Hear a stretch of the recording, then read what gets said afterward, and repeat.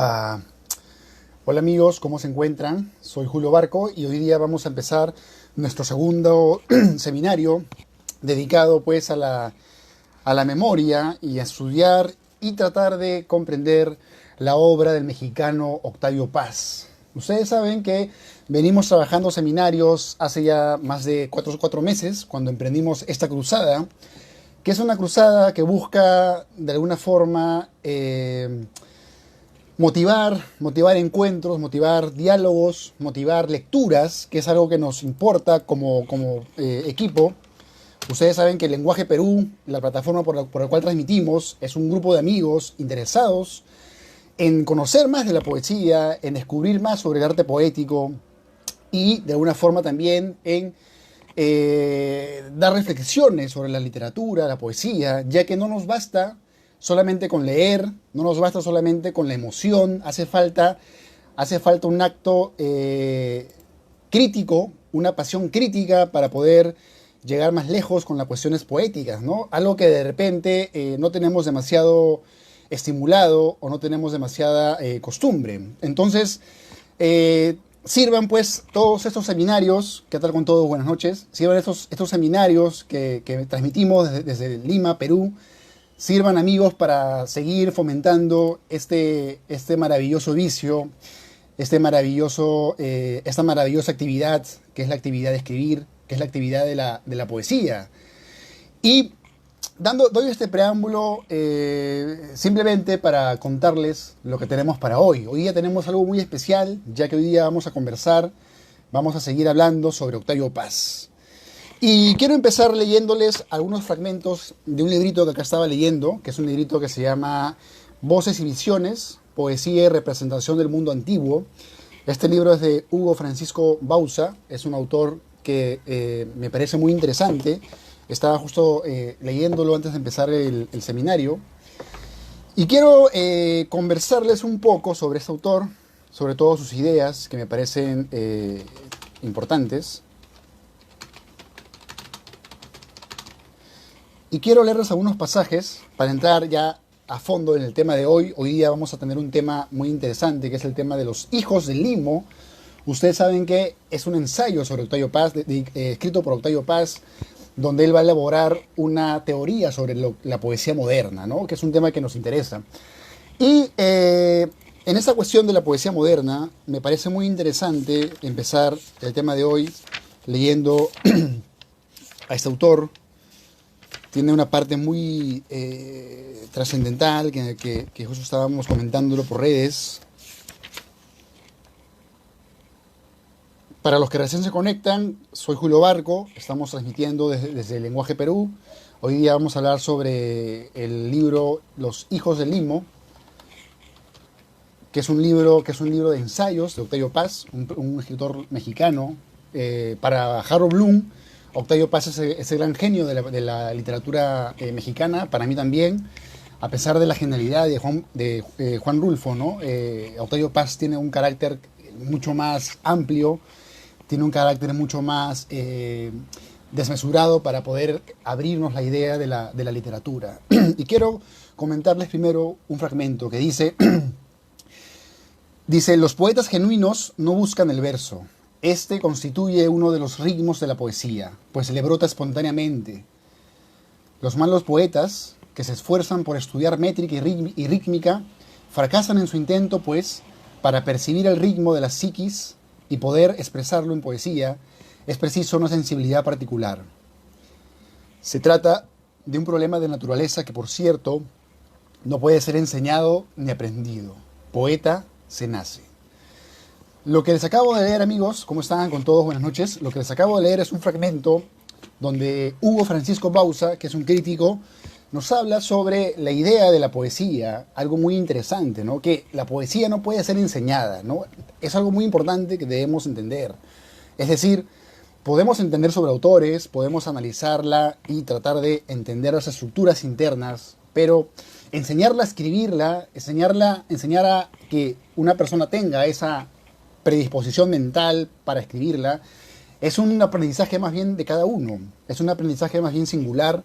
Sin embargo, nos sirve demasiado en nuestro propio aprendizaje conocer autores que ya han dado muchas definiciones y muchos caminos abiertos para seguir aprendiendo de este misterio. Entonces, quiero empezar partiendo de esa idea, ¿no? Y además, esta parte que dice poeta se nace.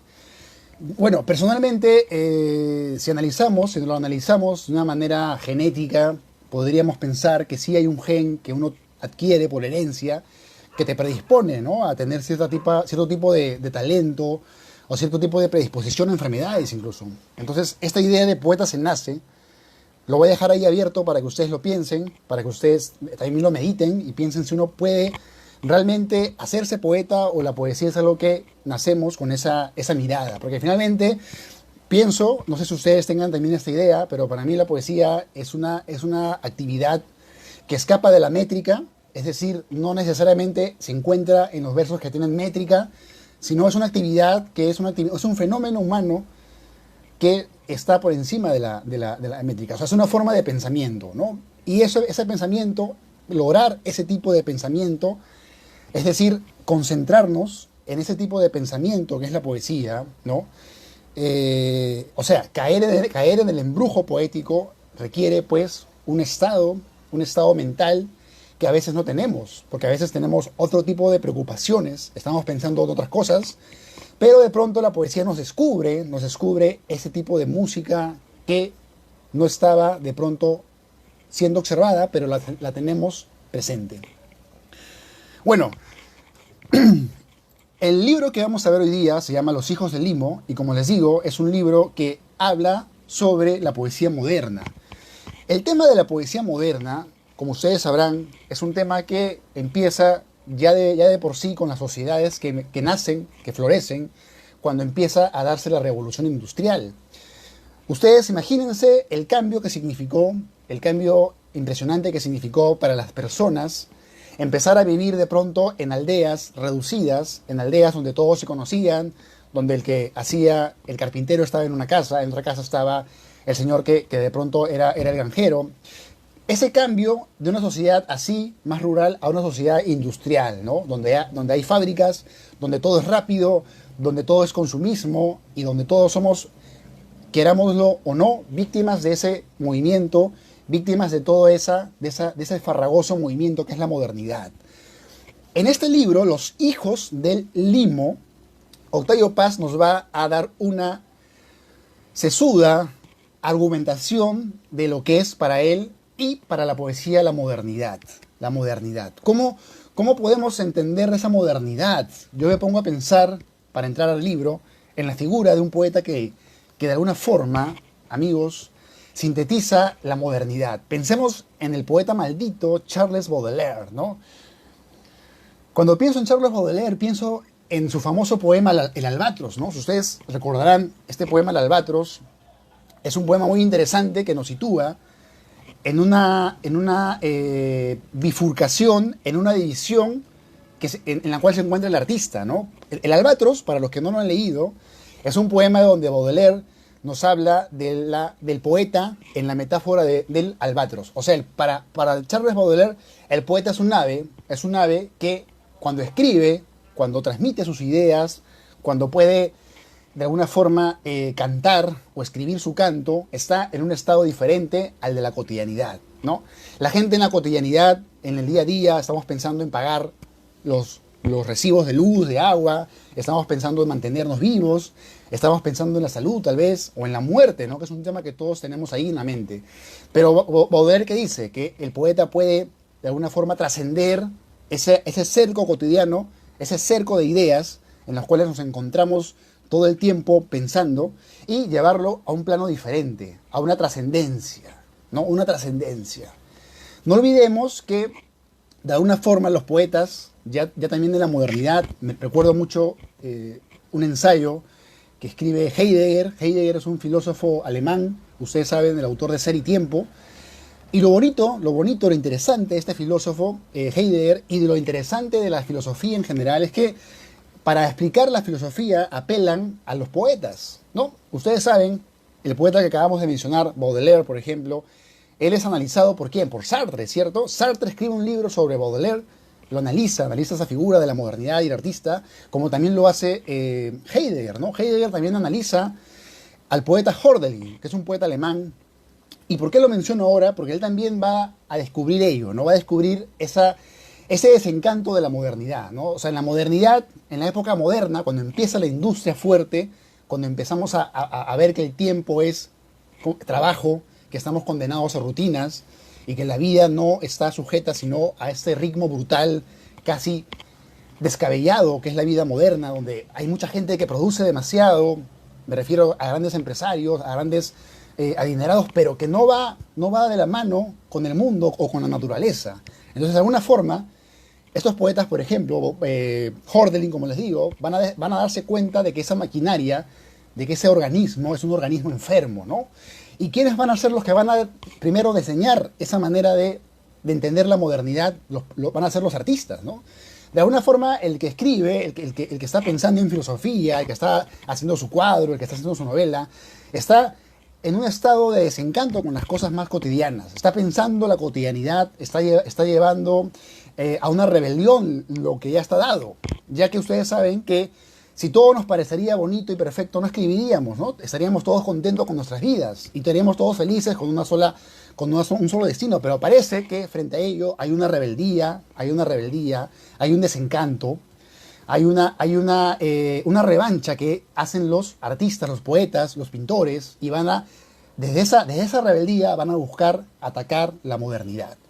Entonces, este libro de Octavio Paz, como les cuento con esos dos autores, con Baudelaire, que por una parte, como les digo, Charles Baudelaire es uno de los primeros autores que va a estar dentro de una sociedad ya industrializada, donde el poeta ya no va a ser el ser que está al margen de la sociedad y que está pensando cosas para sí mismo, sino va a ser otro ser más que camina, vive, respira, compra y debe vender su arte y debe luchar por estar con su arte, que es un arte que evidentemente lo invita al sueño, lo invita a escapar por un instante, a huir por un instante, de ahogarse en la sopa cotidiana que nos da la realidad, es decir, a buscar una liberación desde el lenguaje, una alquimia desde la palabra, ¿no?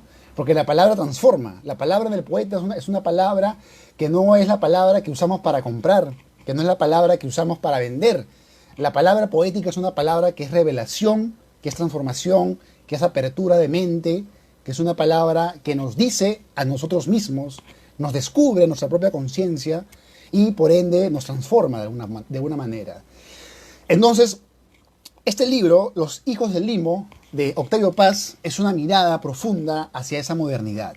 Y vamos a encontrar, voy a leerles algunos pasajes de este libro. De hecho, pueden bajárselo por internet, como yo ahorita me lo estoy leyendo, está de manera virtual. Yo siempre estoy a favor de que la gente compre libros, porque es necesario mantener el libro. Me encanta el libro, pero si no tenemos acceso a ello, usemos la internet para bajarnos PDFs, para seguir conociendo y para seguir enriqueciendo nuestras lecturas. En realidad, este libro, Los hijos del Limo, yo lo leí hace años, lo volví a leer para esta charla, y ya desde que lo leí me pareció fascinante, ¿no? Y vamos a leer un poco la parte iniciática, la parte del inicio. Y les voy a pedir que se pongan atentos porque estamos entrando a un libro de ensayos. Y el ensayo tiene la facultad de puntualizar más que la emoción, las ideas, ¿no? Las ideas y la reflexión más que la emoción. Así que vamos a reflexionar. Y dice, el tema de este libro es la tradición moderna de la poesía. La expresión no solo significa que hay una poesía moderna, sino que lo moderno es una tradición. Una tradición hecha de interrupciones y en la que cada ruptura es un comienzo. Hasta aquí me detengo un rato para analizar esta apertura, ¿no? que ya me permite comentarles algunas ideas, ¿no?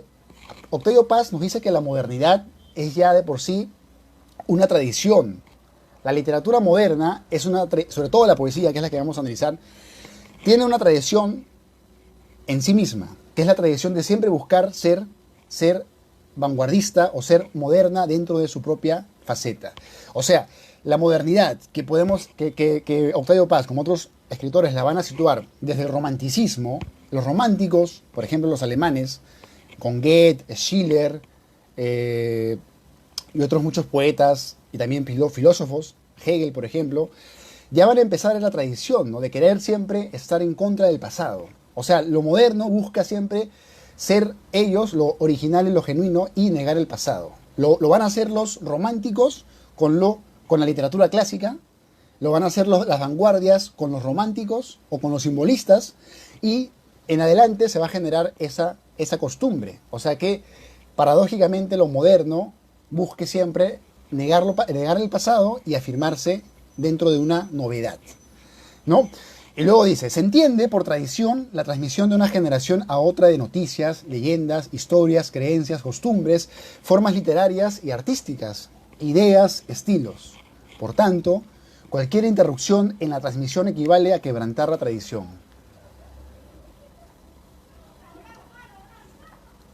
Si la ruptura es destrucción del vínculo que nos une al pasado, negación de la continuidad entre una generación y otra, puede llamarse tradición aquello que rompe el vínculo e interrumpe la continuidad. Y más abajo, la tradición de la ruptura implica no solo la negación de la tradición, sino también de la ruptura.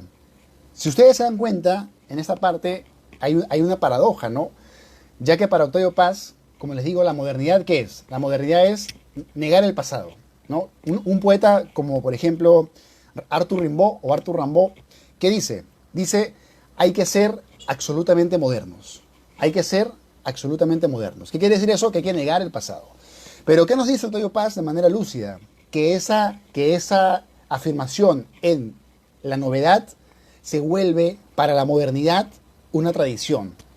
Es decir, la tradición es negar el pasado. Es decir, desde el romanticismo en adelante, o sea, hablamos de una tradición fuerte que fue la romántica, en adelante las tradiciones poéticas van a generar eso, va a ser una tradición que niegue el pasado, o sea, se vuelve tradición la negación de la tradición. Vuelvo a repetir, se vuelve tradición negar la tradición. Y eso para Octavio Paz es la modernidad. Entonces, ¿qué es la modernidad? Según este libro, la negación del pasado como corazón de la sensibilidad moderna. Entonces ya no vamos a encontrar artistas con un arraigo hacia el pasado, sino artistas que van a buscar siempre lo original. Y esa originalidad, ¿en qué va a consistir? En romper con lo que ya estaba cimentado. En otra parte de este libro vamos a encontrar lo siguiente.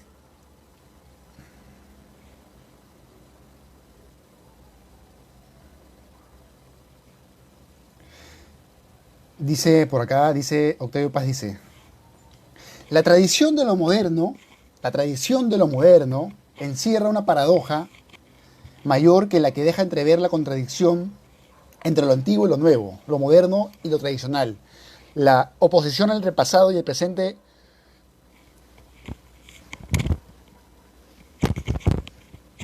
Literalmente se evapora, porque el tiempo transcurre con tal celeridad que las distinciones entre diversos tiempos, pasado, presente, futuro, se borran, o al menos se vuelven instantáneas, imperceptibles e insignificantes.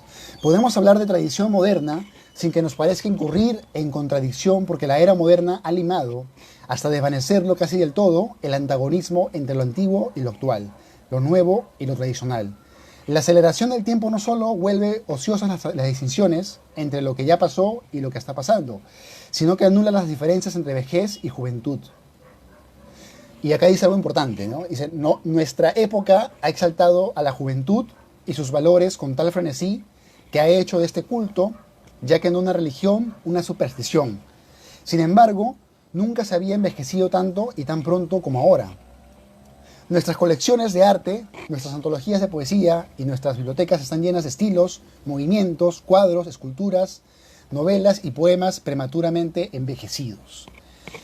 ¿Y esto cómo se traduce, Barco? De una forma muy sencilla, ¿no? ¿Qué nos quiere decir Paz? ¿Cuál es la advertencia de la modernidad, ¿no? La advertencia de la modernidad, amigos, es que en un mundo donde todo es moderno, todo rápidamente envejece, ¿no?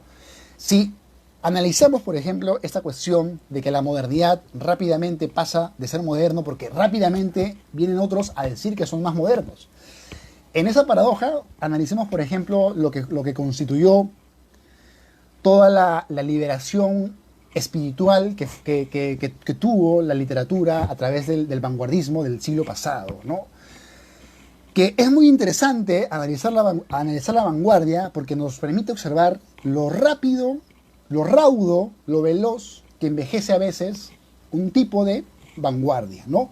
Lo que en su momento, señores, parecía nuevo o se vendió como nuevo, actualmente envejeció. Por ejemplo, pensemos ustedes, recordarán ustedes, de repente saben ustedes de la vanguardia del futurismo, ¿no? El futurismo, hay que aclarar que el futurismo se divide pues en dos tipos de futurismo, ¿no? O sea, hay un futurismo que se encuentra en Italia con Marinetti a la cabeza, ¿no? Que es el futurismo que exalta las máquinas, ¿no? Que habla de las máquinas y que empieza cuando Marinetti, que es un poeta, está manejando con su auto y se cae en una zanja y a partir de eso empieza él a exaltar el uso de la máquina, ¿no? O sea, que es una vanguardia, que es una actitud, primero, una actitud estética, de romper con la tradición. Si hasta antes de Marinetti los poetas no le cantaban a la máquina porque pensaban que cantarle a una máquina no era poético, los futuristas, ¿qué van a decir? Sí, es válido. Sin embargo, también hay que considerar que hay un futurismo ruso, y el futurismo ruso no le canta necesariamente a la máquina, sino le canta a la idea utópica de un futuro donde la creatividad sea pues algo diario, ¿no? Por ejemplo, en el futurismo ruso vamos a encontrar al poeta Mayakovsky. Y Mayakovsky, por ejemplo, que no tiene nada que ver con Marinetti, va a ser también un poeta futurista, pero ruso. A lo que voy. ¿Por qué Octavio Paz nos dice que la modernidad envejece rápido? ¿Por qué Octavio Paz nos dice que la modernidad está condenada al inevitable olvido que significa el paso del tiempo? Porque si ustedes se pueden analizar estas poéticas que llamamos ahora futuristas, van a encontrar que han envejecido, que de pronto lo que para su momento pareció algo novedoso, algo fuera de lo que se practicaba, terminó siendo pues algo que solamente quedó en una época. Entonces, cuando Octavio Paz nos dice, y vuelvo a repetirles, nuestras colecciones de arte, nuestras antologías de poesía y nuestras bibliotecas están llenas de estilos, movimientos, cuadros, esculturas, novelas y poemas prematuramente envejecidos, ¿no? Y ese prematuro envejecimiento, amigos, es pues la condena de la época que vivimos, ¿no? La época que vivimos es una época que tiene lo que en la tecnología llamaríamos, o en los productos que compramos llamaríamos, obsolencia programada. ¿Qué significa la obsolencia programada? Significa que lo que tú compras tiene una duración de vida. Yo me compro una impresora y por la obsolencia programada, para que el sistema siga moviéndose y siga generando artefactos, esta impresora me va a durar solamente un tiempo y se va a malograr. O sea, está programado su propia olvido. Y ello ocurre también con la propia modernidad, ¿no? Ustedes saben que la época que vivimos, para algunos filósofos, por ejemplo, si no lo sabían, esta época se llama posmoderna, ¿no? Posmoderna. Hay gente que también la llama todavía moderna, pero es una época que vive buscando siempre lo nuevo. Y esa búsqueda de lo nuevo, para Octavio Paz, como les vengo diciendo, significa una tradición. Una tradición. O sea, en nuestra época, lo tradicional sería estar siempre buscando lo nuevo y dejando, entre comillas, productos que pueden ser víctimas de una obsolencia programada. Ahora, yo me pongo a pensar, ¿no?, que también es muy interesante analizar cómo dentro de todo este tipo de poéticas hay poéticas que no pasan de moda, que todavía seguimos leyendo. Y esa es una gran pregunta que nos hacemos los lectores de poesía, ¿no? ¿Cómo, por ejemplo, en la generación de Vallejo, en el Perú, por ejemplo, donde se practicaban las vanguardias, o sea, una manera nueva de hacer poesía, cómo, por ejemplo, en esa época, amigos, poetas como Vallejo todavía nos siguen gustando y otros poetas ya han sido, por ejemplo, Parra del Riego, ¿no? Parra del Riego, que es un poeta también, que si no me equivoco, hizo un libro llamado Los versos del polirritmo, ¿no? Donde él le cantaba a los futbolistas, le cantaba a la velocidad. De hecho, por acá tengo su libro. A ver, voy a...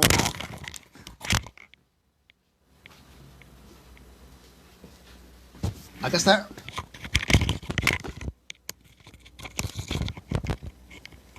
En este librito, por ejemplo, que antologó Mirko Lauer, por ejemplo, vamos a encontrar 9 libros vanguardistas. O sea, 9 libros peruanos de poetas peruanos que de pronto buscaron ser modernos y originales para su época. Sin embargo, ya para este momento, para este 2021, no son tan leídos. Entonces, ¿qué hizo que esta literatura, entre comillas, envejeciera? ¿Y qué hizo que otros poetas como Eguren, como Vallejo, como Oquendo de Amat, como César Moro, no envejezcan? Esa es una gran incógnita, ¿no? Que imagino cada uno ya encontrará una respuesta dentro de sus propias reflexiones. Algo también muy interesante de esta idea de la modernidad es la forma en la cual Octavio Paz, ¿ya? Cuando ustedes piensen en Octavio Paz, piensen en un gran estudioso de las ideas, de las filosofías, un gran estudioso de las filosofías, de la intelectualidad de su tiempo, ¿no? O sea, Octavio Paz es un telescopio que nos permite ver una cantidad, una gama realmente grande de conocimientos, ¿no? Y algo que me gustó también de este libro es lo que él explica sobre el tiempo, ¿no? El tiempo, la idea del tiempo. La semana pasada hablábamos, por ejemplo, de su libro Piedra de Sol. ¿Se acuerdan de Piedra de Sol? Que les contaba que Piedra de Sol, los que me vieron la semana pasada recordarán, Piedra de Sol, que es uno de los poemas que para mí es uno de los poemas más grandes escritos en el siglo pasado, que podríamos poner fácilmente junto a La Tabaquería de Fernando Pessoa, o sea, un poema realmente grande. En Piedra de Sol, ya Octavio Paz nos habla de que el tiempo, para la mirada prehispánica, para una mirada más, qué sé yo, maya, una mirada más propiamente autóctona, el tiempo no es una línea recta, no es una línea recta que termina en el Apocalipsis y termina cuando todos vamos a ir a un juicio y van a bajar los ángeles y nos van a juzgar. No, para muchas culturas, como seguro muchos acá saben, para muchas culturas, por ejemplo, para las culturas de la India, para los antiguos incas, algunos, o para los antiguos mexicanos, el tiempo es un tiempo cíclico. Es un tiempo cíclico, o sea, vivimos y nos reencarnamos a veces o regresamos, estamos en una especie de eterno ir y venir, ¿no? El eterno ir y volver, ¿no? Que de hecho ya está, por ejemplo, también en filósofos como Nietzsche, ¿no? Cuando Nietzsche, por ejemplo, habla del eterno retorno. ¿Qué es el eterno retorno nietzscheano? Es regresar, recuperar las ideas hinduistas de la reencarnación, ¿no? Y que de alguna forma él retoma. Entonces, voy a leerles una parte donde Octavio Paz nos cuenta la idea del tiempo. Y dice: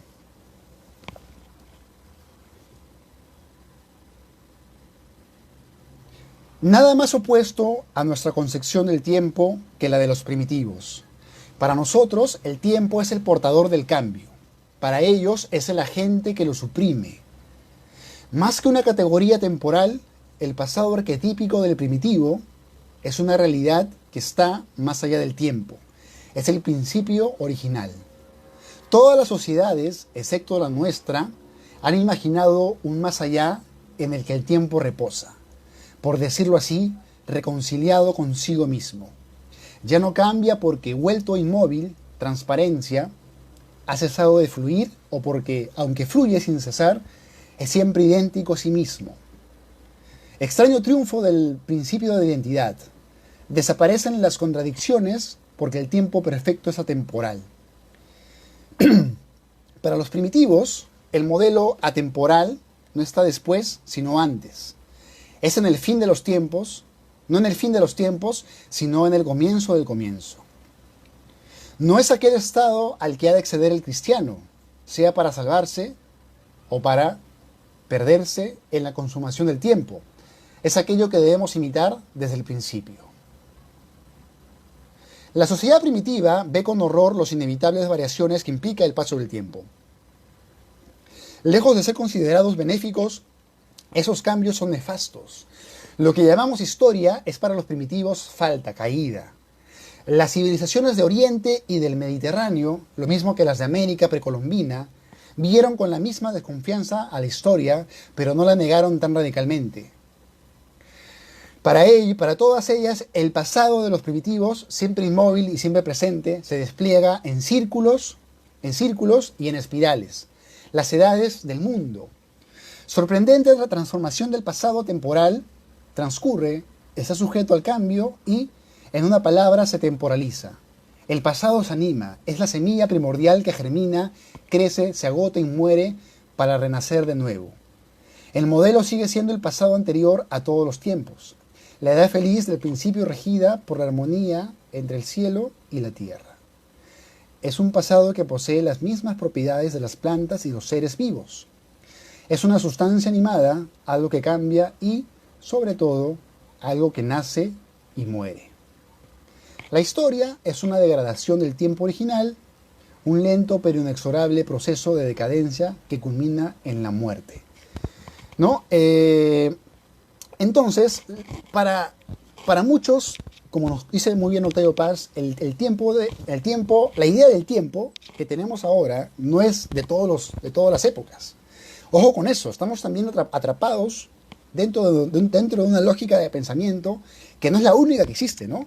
Por ejemplo, si ustedes se ponen a pensar que para los occidentales o los latinoamericanos estamos, por ejemplo, en el año 2021, pero pregúntale a un chino en qué año se encuentra, el chino te va a decir otra fecha, ¿no? Y así, cada cultura tiene una propia temporalización de sus propias eras. Pero, ¿qué nos dice Octavio Paz del presente? Dice, ¿no? La diferencia entre esta concepción y las de los cristianos y de los modernos es notable. Para los cristianos, el tiempo perfecto es la eternidad, una abolición del tiempo, una anulación de la historia. Para los modernos, la perfección no puede estar en otra parte, si está en alguna que en el futuro.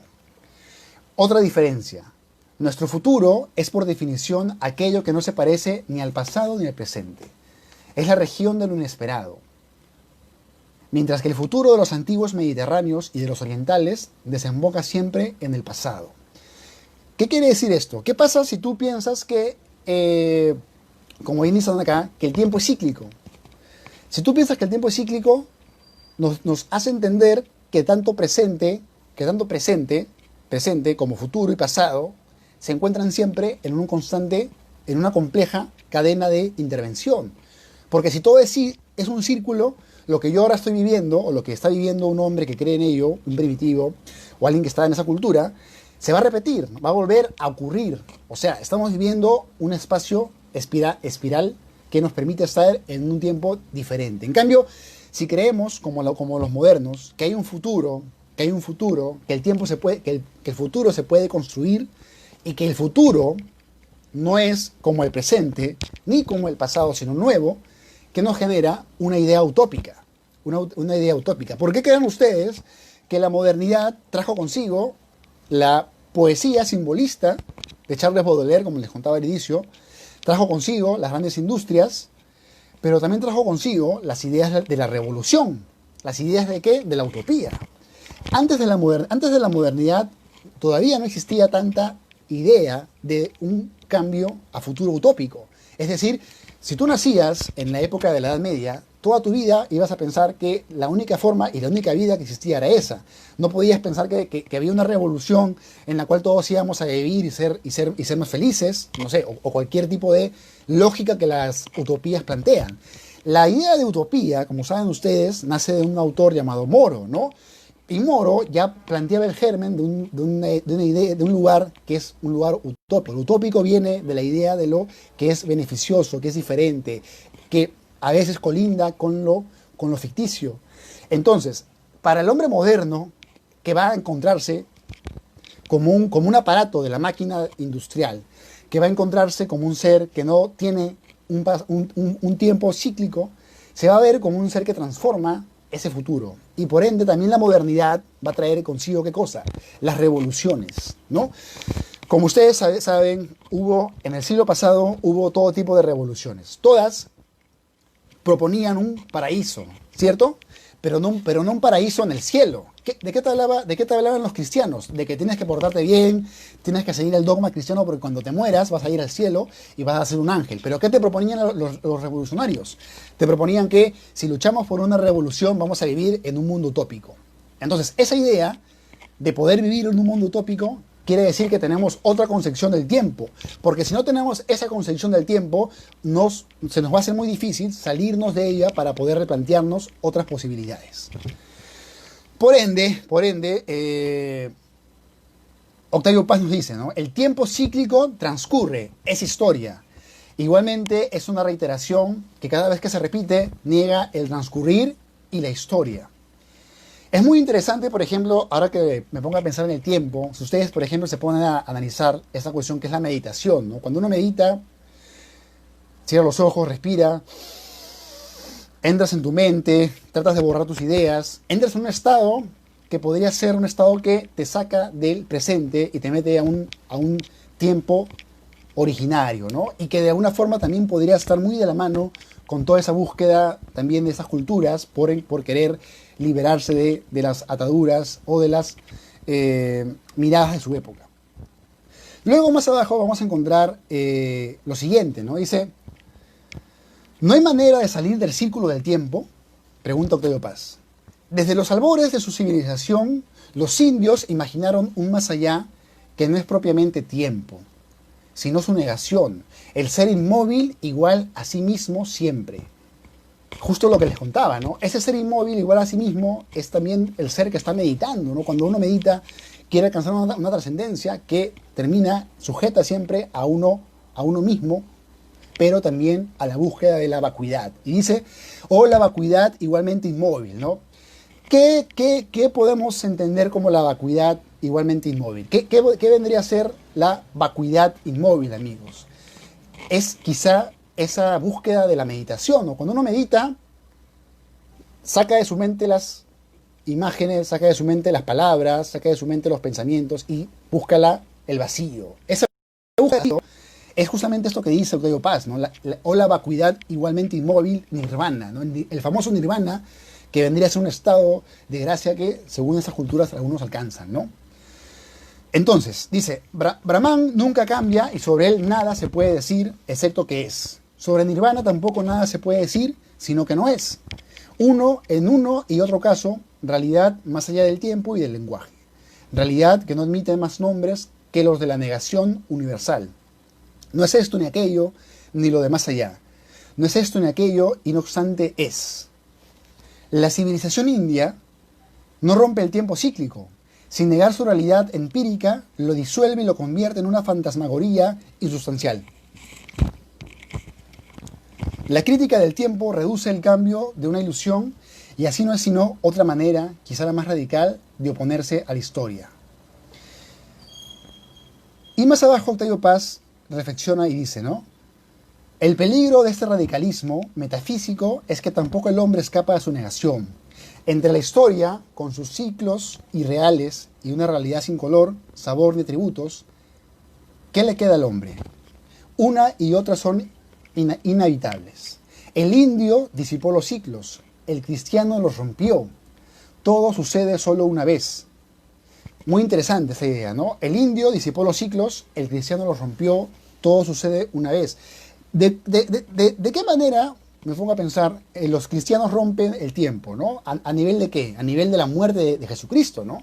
A partir de esa muerte, ¿qué van a decir? Que hay un antes y un después, ¿no? Antes de la muerte de Cristo, después de la muerte de Cristo. Y para muchos, esa muerte, por ejemplo para Nietzsche o por ejemplo para Hölderlin, esa muerte es el inicio de la modernidad, ya que esa muerte, que es un gran símbolo cristiano, que nosotros bebemos por la invasión española, porque si no seguiríamos pensando que los dioses es el sol, qué sé yo, la tierra, la Pachamama. Entonces la religión y sus miradas son también cultura que recibimos y que adaptamos. Entonces, ¿qué pasó con la muerte de Jesús para la interpretación que queremos ahorita explicar? Que esa muerte, para muchos, es también la que da origen a la modernidad. El hombre, a partir de esa muerte simbólica, ya no es un ser que tiene acceso a lo sagrado. Vivimos sin lo sagrado. Y esta idea de lo sagrado, amigos, es una idea muy interesante, ¿no? Que no está solamente en este libro, sino también está en un ensayo que Octavio Paz escribe, que se llama Signos en Rotación. Cuando ustedes lean Signos en Rotación, y no olvidemos, entre paréntesis, que Octavio Paz escribe ensayos durante más de 50 años. Imagínense eso. 50 años se la pasa Octavio Paz escribiendo ensayo tras ensayo tras ensayo. Ya, un detalle. Entonces, en los signos de rotación, como ahora hablando de los hijos del Limo, Octavio Paz se pone a pensar y dice, ¿no? El hombre moderno, en la modernidad, el hombre, el ser humano, cuando digo hombre me refiero a mujer, hombre, cualquiera, ¿no? El hombre moderno, Octavio Paz, dice, no tiene dónde acercarse a lo sagrado, ¿no? De repente hay iglesias que nos acercan a lo sagrado, entonces ese lugar ¿dónde queda ese lugar donde podemos conectarnos? Por ejemplo, si ustedes repasan las antiguas culturas, van a ver que lo sagrado a veces se encontraba en los bosques.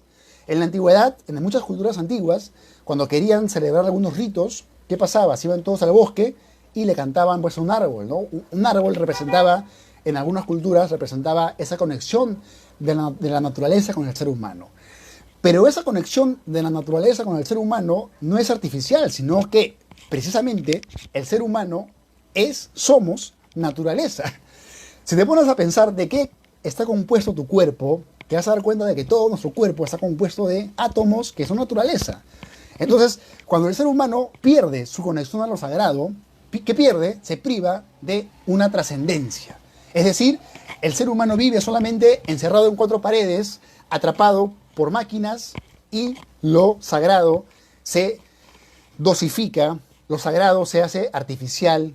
Por ejemplo, imagínense ustedes vivir en el bosque, vivir los antiguos humanos que tenían todas esos estímulos. O sea, tú te levantas por la mañana, prendes tu computadora, cargas tu celular y ya empieza tu día. Pero imagínate vivir como en la antigüedad se vivía. Tenías que estar atento a todos los estímulos, desarrollabas tu respiración, desarrollabas más tu vista, tenías que tener una concentración más abierta, porque si no te devoraban las fieras. Entonces todo eso ahí se va a dosificar en la vida moderna. El hombre en la modernidad pierde lo sagrado, se mete solamente a vivir en pequeños espacios, pero la sed, amigos, la sed de lo infinito no se puede apagar. El ser humano todavía sigue buscando esa sed, porque como humanos somos naturaleza, y la naturaleza, en el humano al menos, no está totalmente cerrada. El humano es una posibilidad, ¿no?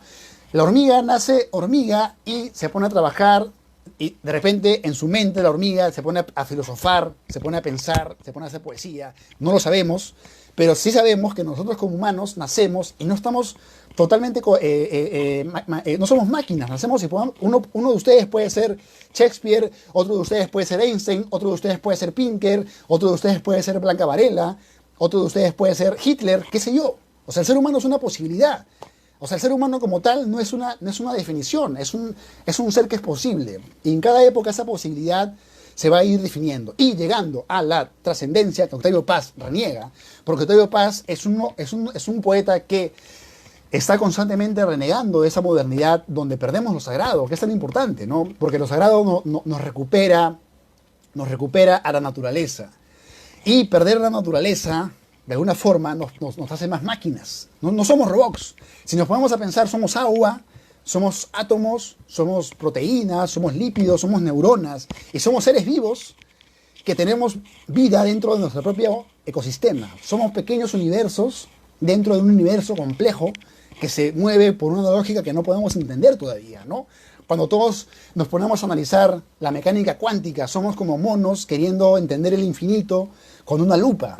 Sin embargo, a pesar de nuestra pequeña carencia, somos seres muy inteligentes y podemos desarrollar poesía, podemos desarrollar ciencia, podemos desarrollar matemática, arquitectura. Bien, entonces ahí la idea del tiempo, la idea de la modernidad, la idea de lo sagrado, la idea de la tradición, de la ruptura. Y más adelante, en este mismo libro, que se llama Los hijos del Limo, vamos a ver otra parte que dice, las voy a leer, a ver.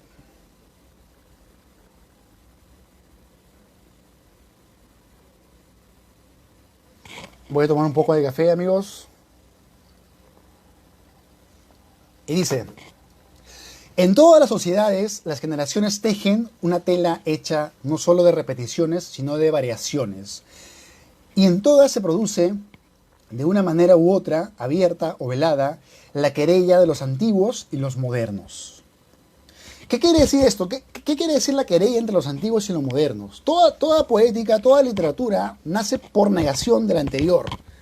Eso es algo que como lectores de poesía tenemos que saber. Amigos, ningún poeta nace de la nada. Todos somos consecuencias de una gran construcción simbólica de la cual somos parte.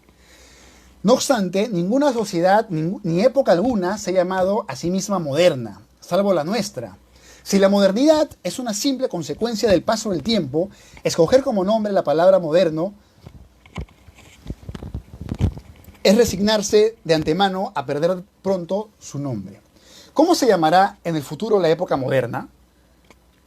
Para resistir a la erosión de toda la borra, las otras sociedades decidieron llamarse con el nombre de un dios, de una creencia, de un destino. Islam, cristianismo, imperio del centro. Interesante, ¿no? Lo que nos dice acá Octavio Paz. Nos dice, las épocas del pasado se llamaban como los dioses, ¿no? Eran las épocas cristianas, los imperios, etc. Pero si una sociedad se llama moderna, como la que vivimos ahora, o como la que vivíamos antes de la llamada posmodernidad, ojo que para Octavio Paz, leyendo un libro muy interesante de entrevistas que le hacen a Octavio Paz dice que la posmodernidad en realidad es una exacerbación de la modernidad. ¿Qué quiere decir esto? Que la posmodernidad en realidad es una continuidad de la propia modernidad. O sea, en la posmodernidad, toda la cuestión moderna, todas las posibilidades que la modernidad nos abre, en la posmodernidad se van a radicalizar, ¿no? Y por ende vamos a encontrar, más que una negación, según Octavio Paz, una continuación. Entonces, ¿qué nombre? Pensemos, esto lo plantea Octavio Paz, ¿no? Y Octavio Paz nos dice, ¿no? ¿Qué nombre podemos darle a una sociedad a futuro? A futuro, ¿cómo se va a llamar la época moderna? Imagínense ustedes acá unos 300 años, cuando piensen en esta época y la llamen moderna, si esta época es la época moderna, de acá unos 300 años, ¿cómo se va a llamar? ¿Qué nombre va a tener esa época del futuro? Entonces, esa contradicción es la que Octavio Paz nos quiere traducir, ¿no? La contradicción de que nuestra época se autodenomine moderna, cuando en realidad esa autodenominación es falaz y es víctima de la propia erosión de la relatividad de lo que entendemos como moderno. En otras palabras, más sencillo, lo que hoy día es moderno, mañana es pasado. Es decir, hay una constante fluidez entre lo moderno y el pasado. Ahora, algo también que está acá muy importante, ¿no? Dice que la antigüedad y la modernidad se da en base a querellas, ¿no? O sea, si analizamos cómo se va desencadenando la literatura, ¿ya? Vamos a encontrar que la literatura es como la poesía, es como una contradicción, ¿no? De pronto llega un autor, hay un autor trascendental. Imaginemos a Rubén Darío, por ejemplo, Rubén Darío, que es un poeta que inicia un momento interesante, porque con Rubén Darío se rompe el romanticismo que predominaba en la literatura hispánica y se logra tejer un tipo de experimentalismo entre ese romanticismo hispánico y el simbolismo francés. ¿Ok? Entonces, Rubén Darío, por ejemplo, para que él se sostenga, va a tener que negarse al pasado. Y para que los poetas del futuro puedan ser modernos, van a tener que negar a Rubén Darío. Y el poeta que nazca luego de Rubén Darío, que para mí es Vallejo, niega a su maestro, y los que nacen luego de Vallejo van a negarlo. Y es lo que Octavio Paz nos dice, que la lógica inherente, la lógica central, el núcleo de la modernidad en el arte es esa dialéctica que podemos ver también en Hegel, ¿no? Cuando Hegel habla de la síntesis, antítesis para llegar a la tesis, ¿no?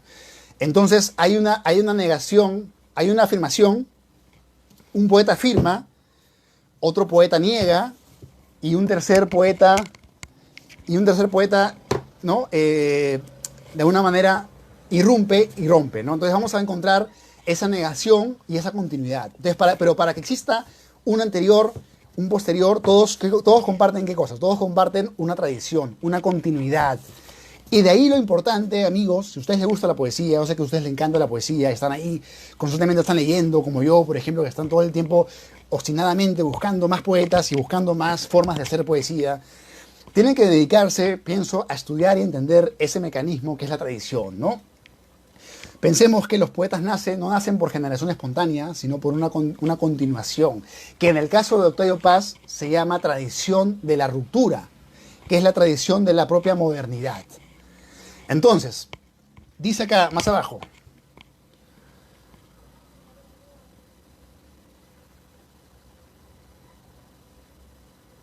la modernidad niega al tiempo cíclico de la misma manera tajante con que San Agustín lo había negado. Las cosas suceden solo una vez, son irrepetibles. ¿Qué implica, por ejemplo, me pongo a pensar, qué implica la modernidad frente al tiempo cíclico? Si en el tiempo cíclico lo que yo vivía se va a repetir porque hay una reencarnación, en la modernidad, ¿cómo es el tiempo? Nada se repite, es decir, todo lo que hacemos es dado por una única vez en el mundo. O sea, las acciones que hacemos no están condenados a repetirse, por única vez se dan.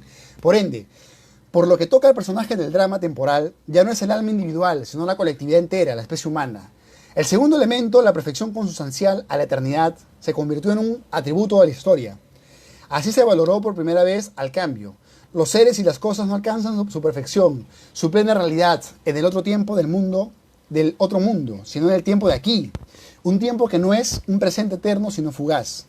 La historia es nuestro camino de perfección. Y eso es algo muy interesante, ¿no? Porque de alguna forma, como ya no hay un tiempo cíclico y solamente tenemos un presente, nos invita a que lo vivamos también con más exigencia. Como no vamos a repetir nuestra vida es una vez se va a dar en la historia de la galaxia, la historia del universo, y no se va a volver a repetir, estamos invitados a buscar la trascendencia. Estamos invitados a escribir la historia porque por una única vez se va a dar. No es que vas a volver a nacer, vas a volver a vivir, no. La modernidad que te dice, no hay estado cíclico. Estás aquí, desapareces, se acaba y sigue pasando el tiempo. Entonces, toda esa cuestión que les digo, de qué manera va a afectar la literatura, de qué manera va a afectar la poesía, de qué manera va a afectar el propio pensamiento de la poesía, porque la poesía como ejercicio de la inteligencia, amigos, no está separada de la filosofía, ni de la ciencia, ni tampoco está separada pues, de la antropología. Al contrario, la poesía es un saber que está con todos alimentándose. Y mientras tú sepas más de otros temas, tu poesía se va a alimentar más. O sea, para escribir poesía, y si te gusta la poesía, lee todo. Hay que leer todo sin prejuicio. Porque la poesía, como sostienen muchos, solamente se alimenta de algo que es la totalidad, ¿no? Y esa totalidad es la concentración de todas las posibilidades. Y si la poesía encierra la totalidad, el poeta no puede ser ajeno a toda esa comprensión que es la realidad, ¿no? Y bueno, entonces vamos a ver cómo eso se va a concretar en la poesía. Y en las siguientes páginas vamos a encontrar lo siguiente. Dice: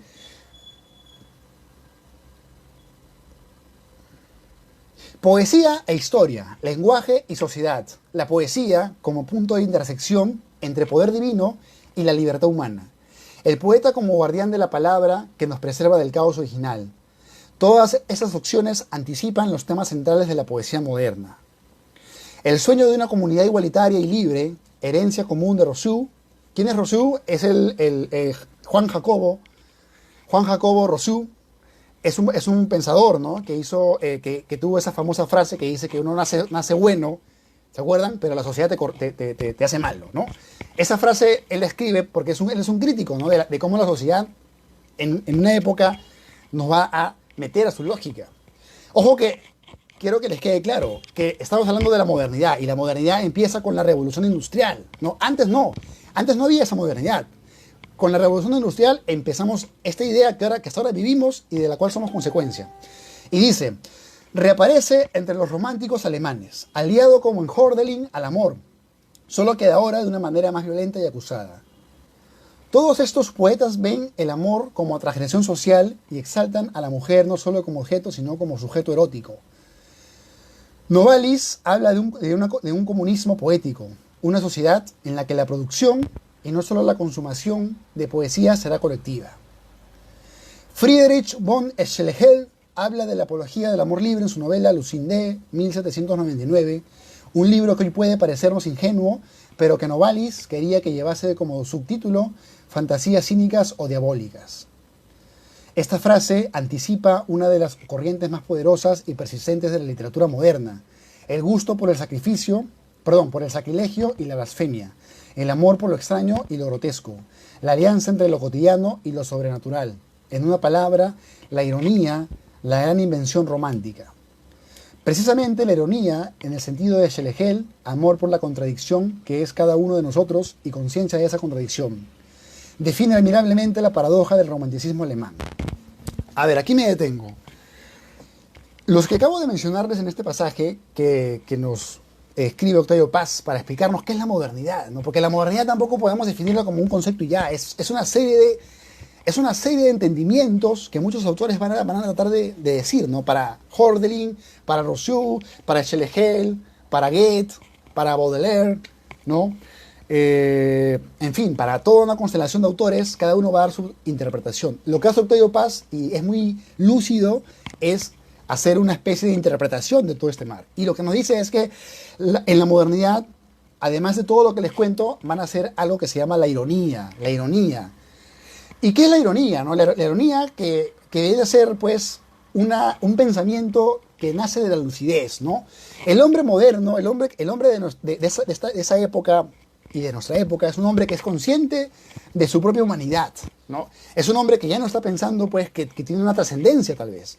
Y esa propia conciencia lo lleva muchas veces a sentirse nada, a sentirse vacío, o a incluso darse cuenta de lo insignificante que puede ser para el universo. Entonces, es imposible escapar de la modernidad. La modernidad nos encierra en el juicio del espejo que nos pone frente a nosotros. Y ese espejo se va a hacer más grande con autores como, por ejemplo, Darwin, ¿no?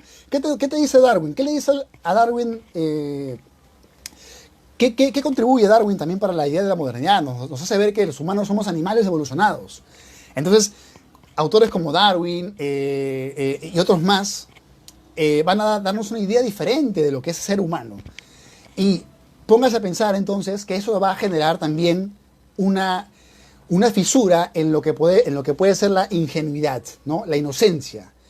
Es como que en el pasado, antes de la modernidad, el ser humano podía ser ingenuo, de repente podía creer otro tipo de ideas, pero ya la modernidad nos hace pensar todo con el filtro del sarcasmo, con el filtro de la ironía, con el filtro del pensamiento que nos hace ver siempre frente a un espejo. Siempre un espejo que nos está observando y nos juzga. Entonces, de alguna manera, ¿cómo escapar también de ese espejo? ¿Cómo escapar también de esa contradicción de lo moderno? ¿No? Entonces, cada poeta va también de alguna forma a establecer su propia crítica y liberación. Y sigo leyendo. Todavía estudiantes en Cambridge, Robert Souter y Samuel Taylor Coleridge conciben la idea de la pantisocracia, una sociedad comunista, libre e igualitaria, que combinaría la inocencia de la edad patriarcal con los refinamientos de la edad moderna. O sea, todos los que estamos ahorita mencionando van a ser autores que van a buscar, frente a la modernidad industrial, un tipo de utopía, ¿no? Así como la edad moderna nos encierra en la fuerza, en el logos racional de la máquina compleja que es la sociedad industrial, también va a generar pensamientos utópicos, ¿no? Por ejemplo, esta idea de la pantisocracia. ¿Qué es la pantisocracia? Es una sociedad comunista, libre e igualitaria, ¿no? Que combinaría la inocencia de la edad patriarcal con los refinamientos de la Europa moderna, ¿no? Ahora, algo muy importante que pasa también en la edad moderna, que me acabo de olvidar y acabo de recordar. En la edad moderna, ¿qué pasa? ¿Qué pasa, amigos? Que es trascendental. Así como se da la industria, que va a cambiar la forma de vivir, se va a dar la famosa Revolución Francesa.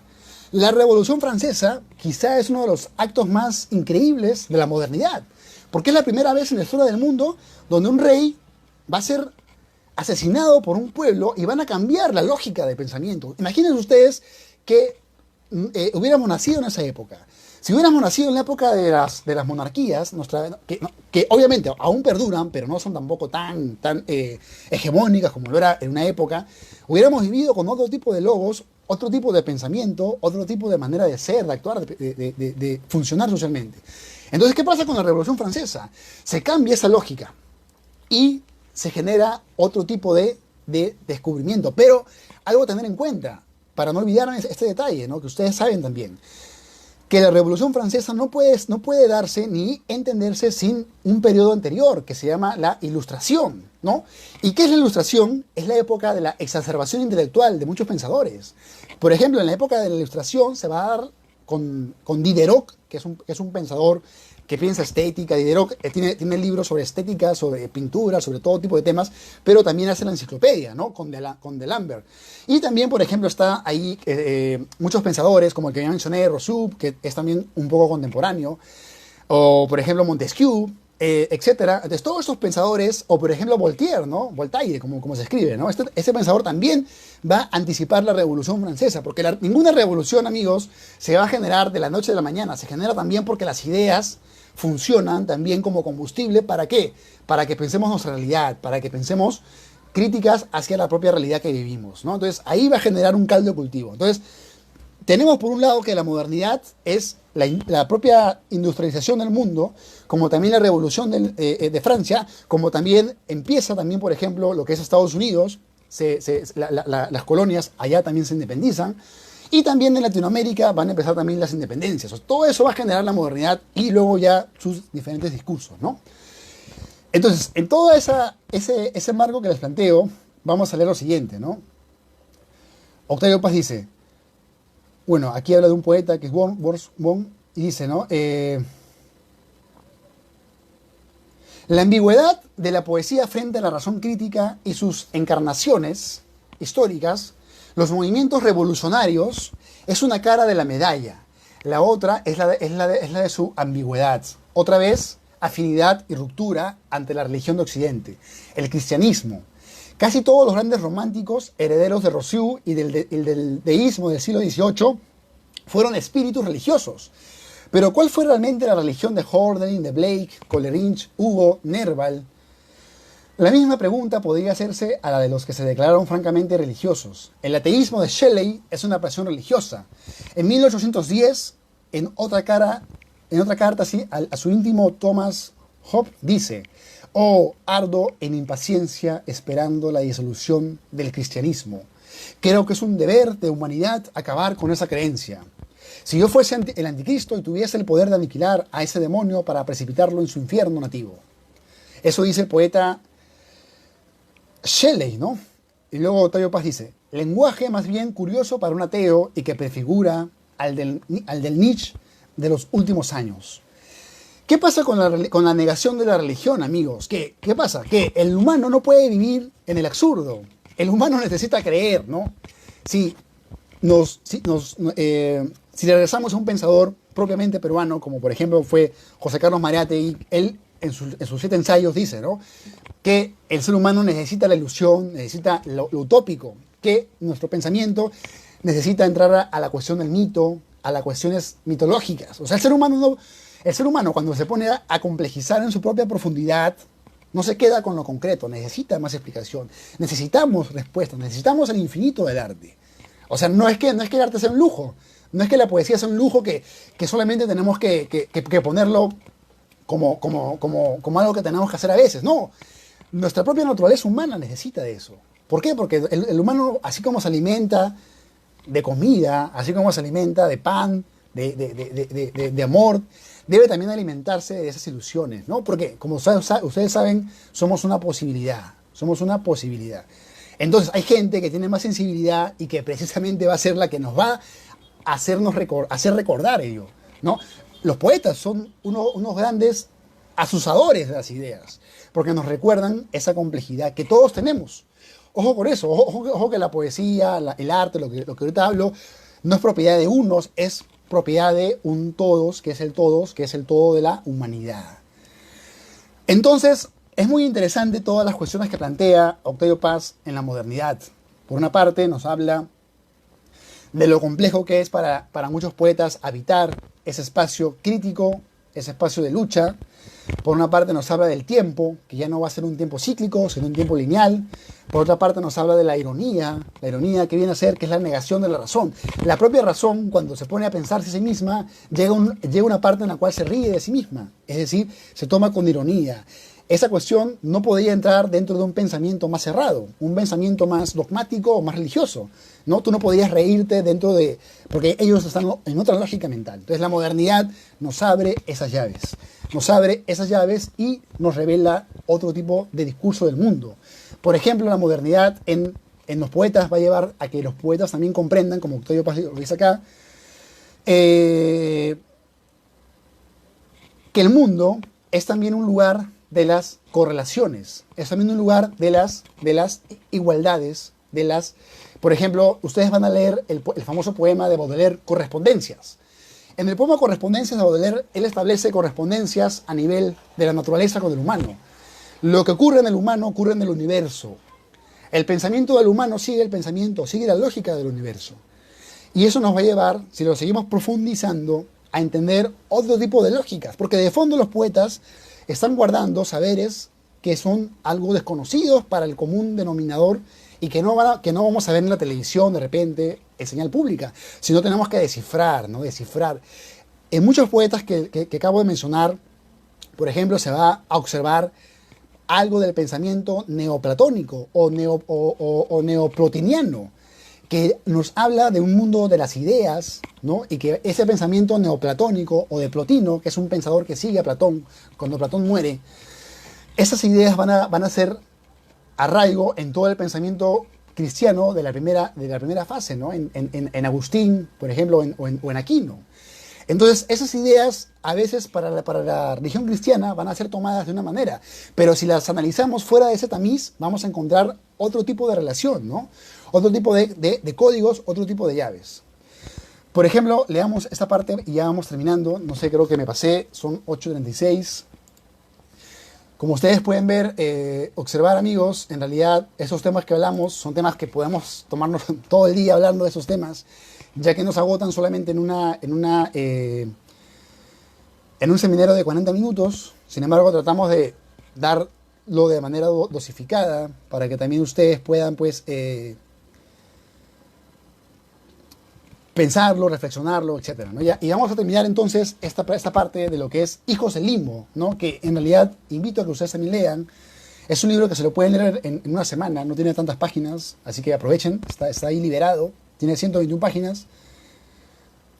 Y yo les aseguro que este libro les va a ser de una gran ayuda para que se ubiquen en lo que es la literatura de la modernidad.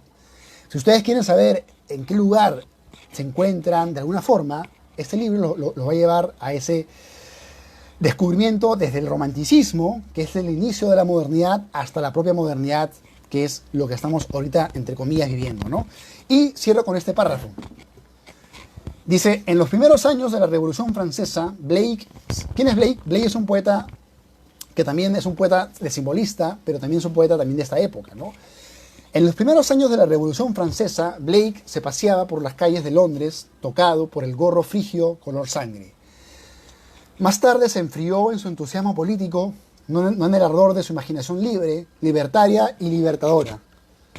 Y dijo, todas las Biblias y códigos sagrados han sido la causa de los errores siguientes. Ojo con esto, lo que dice Blake. 1.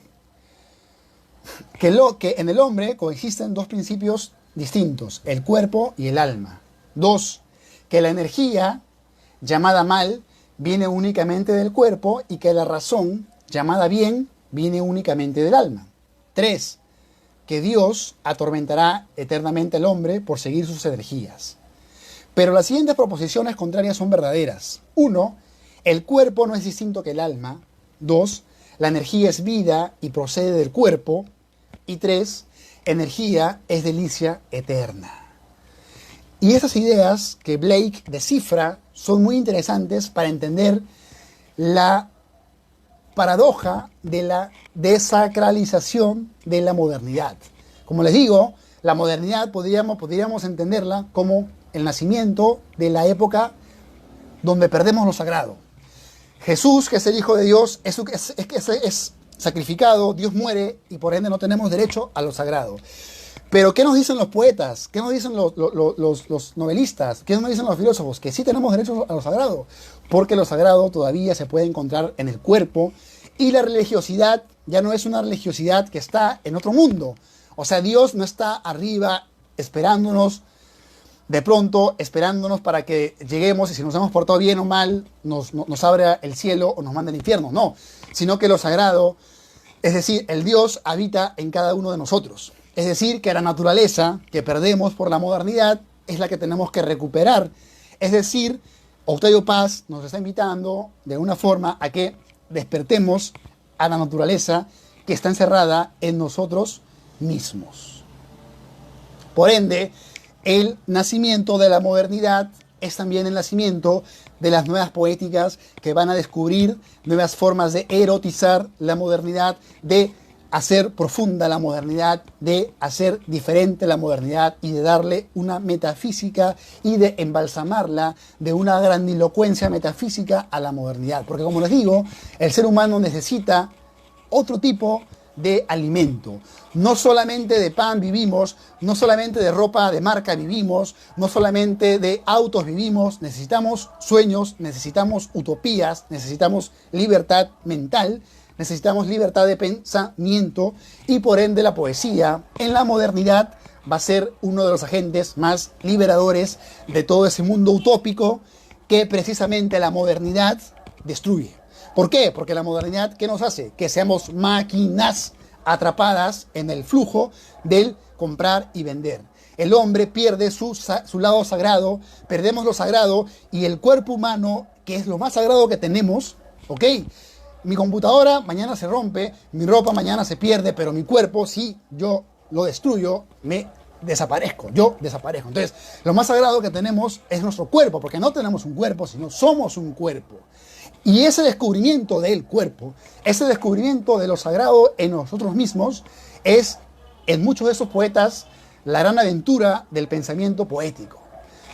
Conmigo será hasta el siguiente seminario de Octavio Paz. No se lo pierdan porque estoy acá todo el tiempo que puedo investigando sobre Octavio Paz. Para mí, estos seminarios me han servido mucho para regresar a Octavio Paz. Que Octavio Paz es un poeta que yo vengo leyendo y admirando hace tiempo. Sé que Octavio Paz, para muchos poetas, ha sido satanizado Octavio Paz, porque todos piensan que Octavio Paz era un poeta cerrado, porque justamente los poetas que lo van a negar a él, los poetas jóvenes que van a negar a Octavio Paz, como bien Octavio Paz señala que es la tradición de la modernidad, que es negar el pasado, los que van a negar a Octavio Paz en el futuro, que son la generación de Roberto Bolaño, de Mario Papasquiaro, los poetas infrarrealistas, van a negar a Octavio Paz, pero no pueden negar, van a negar a Octavio Paz como discurso, como autoridad, pero no pueden negar a Octavio Paz como presencia intelectual y como pensamiento profundo sobre las cuestiones de la modernidad y las cuestiones poéticas. O sea, se puede atacar al hombre Octavio Paz como autoridad y como presencia, pero no podemos desdeñar su enorme aporte a la cultura y al pensamiento poético de todo nuestro continente y de todo Hispano e Iberoamérica. Con esto quiero terminar mi seminario de hoy. Espero que les haya sido siquiera de un poquito de ayuda para que sigan ustedes mismos, porque no se olviden, la poesía es una ciencia que nos invita al autoaprendizaje. Espero que les haya servido para que sigan ustedes indagando por sí mismos y lleguen a más ideas. Soy Julio Barco, director de Lenguaje Perú, y seguimos transmitiendo los seminarios. No se olviden, amigos, que el día sábado tenemos un seminario especial dedicado a la literatura norteamericana de la vieja guardia, porque vamos a hacer 4 temporadas de la vieja guardia y 4 temporadas de la nueva guardia. De esa manera yo he dividido el estudio de la poesía norteamericana del siglo pasado. Entonces vamos a ver a 4 autores. El sábado, si no me equivoco, empezamos con Herman Melville, que es autor de el gran libro que ya deben leer. Si no lo han leído, yo lo leí y se los recomiendo, Moby Dick, que es una obra maestra increíble.